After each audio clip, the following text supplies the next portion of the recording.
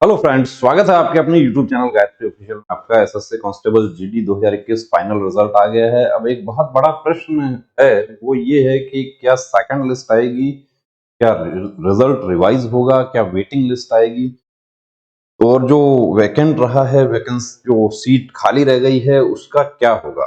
देखिए, यहाँ पर सीट खाली रह गया उसके बारे में मैं बता दूं आपको कि जो राइटअप है उस पर हम जाते हैं। कुछ लोग कहते हैं कि एक्स सर्विसमैन जो है उसका 10%, जो एक्स सर्विसमैन का 2540 वैकेंसी है वो तो 925 ही फिल हुआ है, वो खाली रह गई, उसका क्या होगा। तो वो एक्चुअली एक्स सर्विसमैन का जो वैकेंसी है वो टोटल वैकेंसी जो था, यदि हम बात करें फीमेल की कैंडिडेट्स की बात करें तो फीमेल का 2847 वैकेंसी फीमेल कैंडिडेट्स की थी और उसमें 2695 ही उसमें फिल हुई है। और यहां पर ये हैश जो है, तो हैश का मतलब ये है कि 1 UR vacancy kept unfilled as per court order. एक वैकेंसी माननीय उच्च न्यायालय के आदेश पर खाली रखी गई है, किसी कैंडिडेट ने रिट पिटीशन दाखिल किया है। और 13 वैकेंसी जो है वो टेम्पररी अनफिट कैंडिडेट्स हैं, यानी कि जो बहनें जब मेडिकल हुआ था उस समय उनका प्रेगनेंसी का पीरियड चल रहा था, तो उनको समय दिया गया कि आप प्रेगनेंसी ओवर होने के बाद में आपको उपस्थित होना मेडिकल के लिए। अब यहाँ पर ये है कि जो कैंडिडेट जिनका अभी मेडिकल ही नहीं हुआ है कि 13, तो ये और एक वैकेंसी जो माननीय उच्च न्यायालय के आदेश पे खाली रखेगी, फीमेल कैंडिडेट की हम बात करें। अब उन 14 में से कितनी कैंडिडेट्स ऐसे हैं जो मेडिकल अनफिट हो जाती है। अब मेडिकल अनफिट हो जाती है तो उसके बाद दूसरा उनको मौका दिया जाएगा जो तो नेक्स्ट टाइम उनको, लेकिन उसके लिए किसी प्रकार की कोई लिस्ट जारी नहीं होती है, रिजल्ट रिवाइज होता है। रिजल्ट तो उन कैंडिडेट्स का भी रिवाइज होगा जो अभी दूसरे स्टेट की डॉक्यूमेंट्स के आधार पर मेरिट में नाम आ गया है। वो कैसा आ गया वो भी आपको दिखाएंगे। अब दूसरा देखिए, यहाँ पे आपको बता दें कि मेल कैंडिडेट्स जो हैं उनका कहा है कि 22,424 टोटल वैकेंसी है, इसमें से 21,485 ही फिल हुई है। और एक्स सर्विसमैन का जो है 925। देखिए, एक्स सर्विसमैन का क्या होता है कि जितना 22,424 है उसका 10% एक्स सर्विसमैन का होता है। जब एक्स सर्विसमैन अवेलेबल नहीं होते तो वो ऑलरेडी इसमें शिफ्ट हो जाती है, तो वो एक्स सर्विसमैन का वैकेंसीज खाली नहीं है। पिछली भर्ती में भी ये प्रश्न उठा था और एक डाउट क्रिएट हुआ था, उस डाउट के आधार पर कुछ कैंडिडेट्स ने इसको चैलेंज भी किया था रिजल्ट को, लेकिन अब की बार ऐसा नहीं है। जब आप रिजल्ट पर जाते हैं तो वहां आपको पता चल जाएगा कि वैकेंसी जो जिस स्टेट की, जिस राज्य के जितने कैंडिडेट अवेलेबल थे उसके अनुसार वैकेंसी फिल हो गई है। तो सेकंड लिस्ट या वेटिंग लिस्ट का कोई प्रावधान यहाँ पर नहीं है। अब जो सेलेक्ट हो गए हैं वो ज्वाइन नहीं करेंगे तो क्या होगा, ज्वाइन नहीं करेंगे तो 6 महीने तक उनकी दावेदारी उस पर बनी है। एक ज्वाइनिंग लेटर उनको और जारी किया जाएगा, उसके बावजूद भी वो ज्वाइन नहीं करते हैं तो एक उनको रिजेक्शन लेटर, यानी कि आपकी उम्मीदवारी कैंसिल कर दी जाती है। आप ज्वाइन करने का आपको 2 मौके दिए, आपने ज्वाइन नहीं किया तो किसी प्रकार का सेकंड और वेटिंग वाला देखिए यहाँ पर कोई प्रावधान नहीं है। ये पहले पिछली भर्ती में भी एसएससी ने क्लियर कर दिया। एसएससी का ये कहना है कि हम बहुत सारे डिपार्टमेंट्स के लिए भर्तियां करते हैं, तो ये मुनासिब नहीं है हमारे लिए। हाँ, वो काम है सीआरपीएफ नोडल फोर्स या मिनिस्ट्री ऑफ होम अफेयर्स के लेवल पे कि हर साल क्यों खाली वैकेंसी रह जाती है, और जो खाली रह जाती है वैकेंसी वो अब जो 2021 की जो खाली रह गई 2022 में तो वो शिफ्ट नहीं होगी। वो कहाँ शिफ्ट हो जाएगी, वो शिफ्ट होगी जब 2022 के बाद में 23 में आएगा या 24 में आएगा। वैसे कोशिश सरकार की ये है कि सालाना ये भर्ती हो और 12 महीने के अंदर भर्ती की प्रक्रिया पूरी हो। अब कुछ हमारे साथी जो हैं वो उन्होंने एक प्रश्न ये पूछा कि जो रिजल्ट शीट है उसमें जो कोड लिखा हुआ है वो जैसे 29 कोड राजस्थान का है, या हम बात करें कि जम्मू कश्मीर से रिजल्ट शुरू होता है, जम्मू कश्मीर कोड जो है वो कितना है, लद्दाख का 18 है, और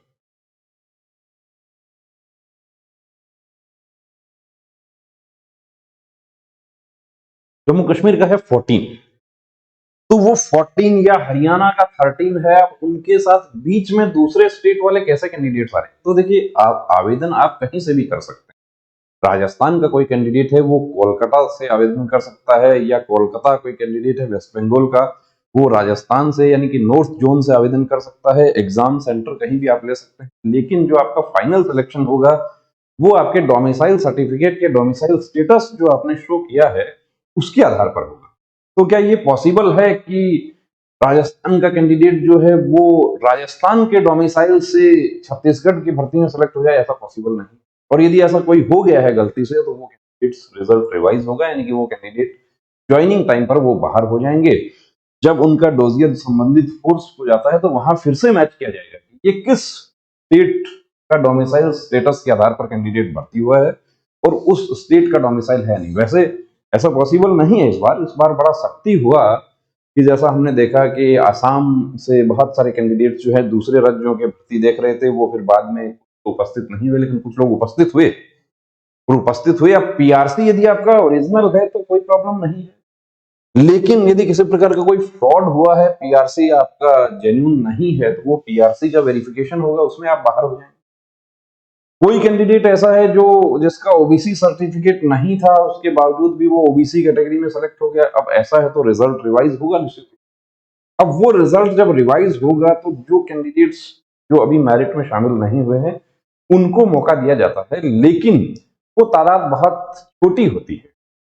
ये उसके लिए आप उम्मीद रखें, ये हम कभी आपको सलाह नहीं देंगे कि आप मेरिट में आ गए हैं, बहुत अच्छी बात है। आप मेरिट से बाहर हैं तो मेरिट से बाहर हैं, आपका एज यदि अभी बचा हुआ है, वैसे देखिए जो नई भर्ती है उसमें मौका दिया है, 3 साल का छूट दिया है। अब यहाँ पर आपको दिखाते हैं जो डोमिसाइल स्टेटस वाला जो कैटेगरी है उसको हम डिस्कस करते हैं। देखिए लिस्ट, अब हाँ एक प्रश्न है यहाँ पर कि जो विदहेल्ड हमारे कैंडिडेट्स हैं कि कितने कैंडिडेट्स को विदहेल्ड रखा गया है, तो इसमें मेल फीमेल सभी हैं। अब ये विदहेल्ड कैंडिडेट्स जो हैं वो कौन है? ये वो कैंडिडेट्स हैं जो ऑलरेडी मेरिट में हैं। 849 849 कैंडिडेट्स जो हैं वो, अब इसमें जेंडर 1 2 वो भी शो किया है, मेल कितना है फीमेल कितना है। ये वो कैंडिडेट्स हैं जो ऑलरेडी मेरिट में हैं, लेकिन इनका थंब मैच नहीं हुआ था, इनका किसी प्रकार का डॉक्यूमेंट का कोई प्रॉब्लम हो गया। कुछ ऐसे भी कैंडिडेट्स हैं इसमें जो थंब मैच हुआ था, सब कुछ हुआ था कि मेरे से 70 पेज का फॉर्म भी फिल नहीं करवाया, लेकिन उसके बावजूद भी मुझे इस लिस्ट में डाल दिया है। डॉक्यूमेंट की वजह से भी कुछ कैंडिडेट्स को इसमें शामिल किया गया। अब इस लिस्ट से जो लोग बाहर होंगे, 849 है, तो यहां हम तो ये कहते हैं कि वो सभी जेन्युइन कैंडिडेट हैं, वो उनको कोई प्रॉब्लम नहीं है, लेकिन इसमें ऐसे भी हैं होंगे। सपोज कीजिए कि इसमें अब 1% भी आप मान के चलें तो 8-10 कैंडिडेट ऐसे हैं कि जो किसी प्रकार का कोई फ्रॉड किया है, तो वो यहां से बाहर होंगे। उनकी जगह उतने कैंडिडेट उस संबंधित राज्य के, संबंधित कैटेगरी के, उस संबंधित एरिया के उतने कैंडिडेट का रिजल्ट रिवाइज होगा, यानी कि उनको मौका दिया जाएगा। लेकिन उसके किसी प्रकार का कोई लिस्ट नहीं डिक्लेयर होता है, किसी प्रकार कोई लिस्ट आए ऐसा उम्मीद नहीं रखी जाती। उनका डायरेक्ट ज्वाइनिंग लेटर आता है। ये जो हमारे 849 कैंडिडेट्स हैं इनका भी डायरेक्ट ज्वाइनिंग लेटर आएगा।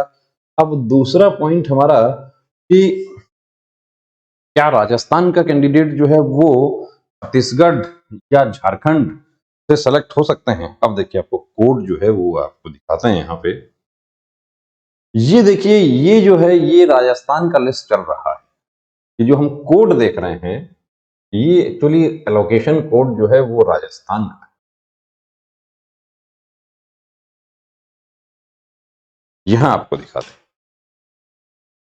कि ये आप देख रहे हैं, देखिए सभी अब 37 कोड जो है वो 37 कोड तो है एसएसएफ के लिए। अब एसएसएफ के लिए कैटेगरी क्या है? 1 एससी है, जनरल डिस्ट्रिक्ट एरिया 37 1 पर ही सेलेक्ट है, एच एसएसएफ है।